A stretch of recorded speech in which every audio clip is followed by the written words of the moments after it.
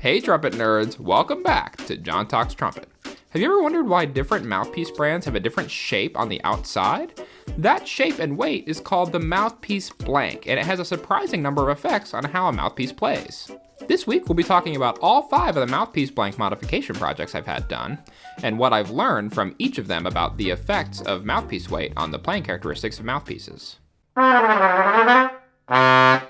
If you're new to my channel, make sure that you subscribe so you see my new videos when they come out every Tuesday. The first mouthpiece blank alteration I ever had done was on a Mark Curry Trumpet Flugel mouthpiece, a 3TF. If you haven't heard of these are fabulous mouthpieces with a very deep flugel-like cup, which are not only useful if you forgot your flugelhorn at home, but are especially handy if you need to play something much softer and less brilliant than your equipment would normally allow you to do comfortably. And so I decided I wanted to try a TF shaved down to a Bach blank and threaded for my park rim.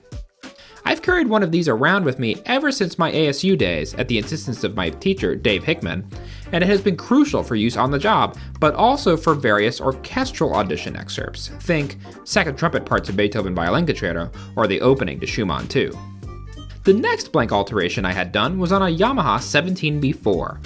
The idea behind doing this, even though I don't play a 17B4 normally, was to be able to demonstrate what the effects of removing mouthpiece weight are with 2 otherwise identical mouthpieces. I didn't reduce this one to a Bach blank since it began in a Bach mouthpiece blank, but rather this sort of silly looking futuristic one that removed a really considerable amount of material.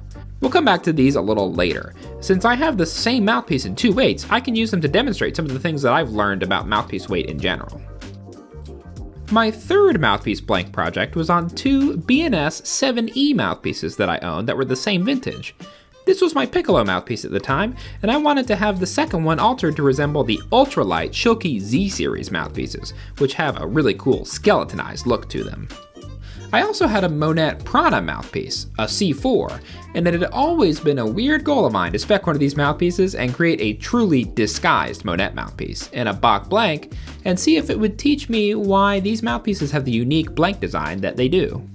My most recent project involved a Stork Vacchiano mouthpiece, a 2B plus 24D.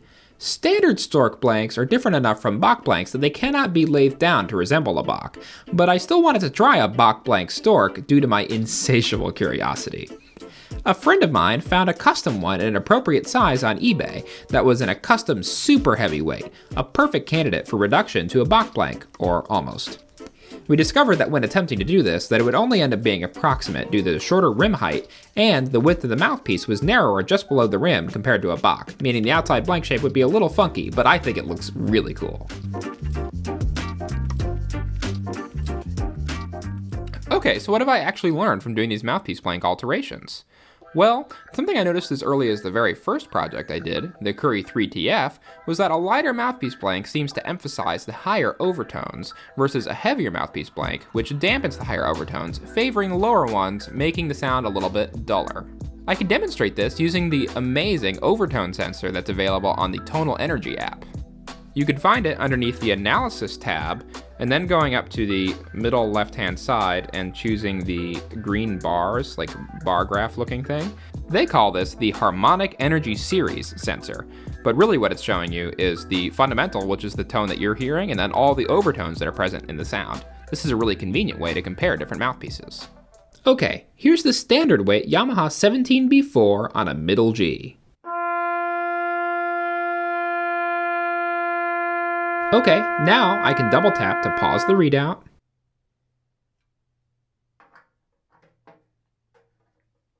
And here is a middle G on the lighter weight 17B4. Again, the exact same mouthpiece design.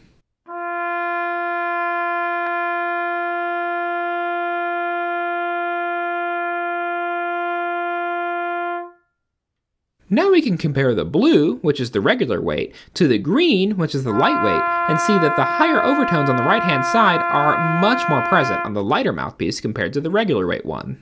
The next thing I noticed, again, even as early as the first project, was that a lighter blank allows faster response while articulating. What do I mean by this? Well, I could show you with a slow-mo video.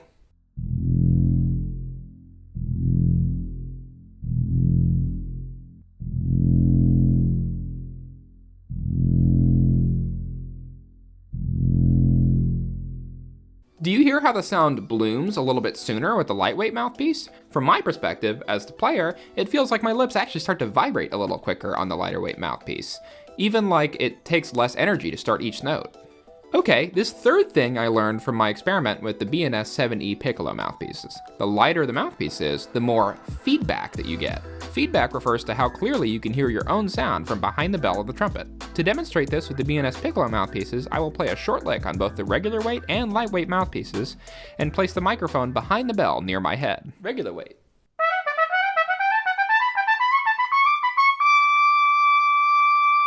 Lightweight.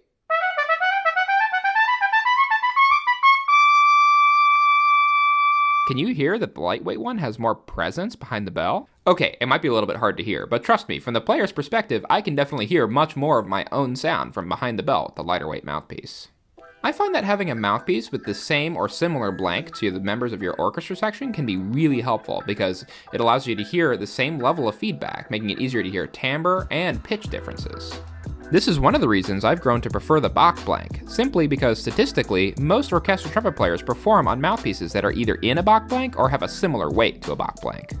The fourth thing I learned is really about the flip side of feedback, projection. Based on my observations with these mouthpieces, I've learned that the heavier a mouthpiece is, the further away the sound's sweet spot is going to be. More projection is not always a good thing, especially when trying to blend in with the overall sound of a large ensemble like an orchestra, where even 3 trumpet players could probably overpower the entire string section on their own. Extra lightweight mouthpieces can be handy in a situation where it makes sense to project less, like when playing a demanding trumpet part in a very small chamber group of non-brass instruments, like the Brandenburg Concerto, where the trumpet has a screaming high part while having to play nice with the flute, oboe, and violin soloists.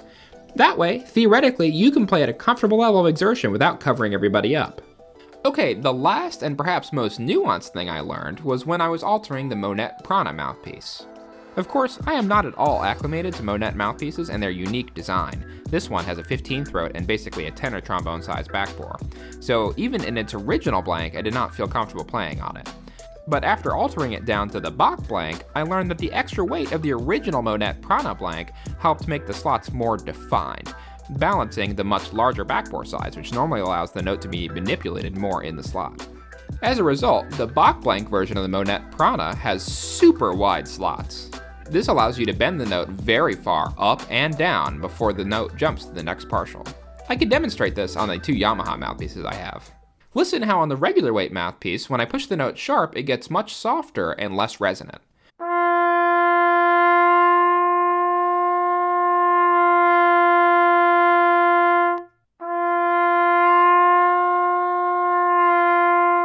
Meanwhile, with the lighter weight blank, it has much wider slots, meaning that I can push the note sharp and it keeps the integrity of the sound and keeps the same level of volume.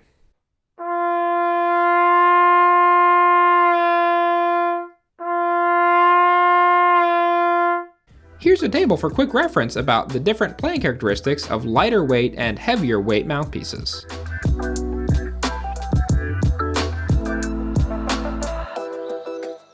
Thanks for hanging with me during this in-depth video. Most people don't get to compare the exact same mouthpiece in different blank and weight designs, since most manufacturers will compensate some internal dimension in order to compensate for the different blanks. An easy example of this is with Bach mouthpieces, where in the regular weight, the stock throat is a 27, while in the megatone heavyweight, it's actually a 26 throat. Let me know in the comments below if you've had any experience with different mouthpiece blank designs and what your observations have been. Thanks so much for joining me for this week's episode of John Talks Trumpet. New videos every Tuesday.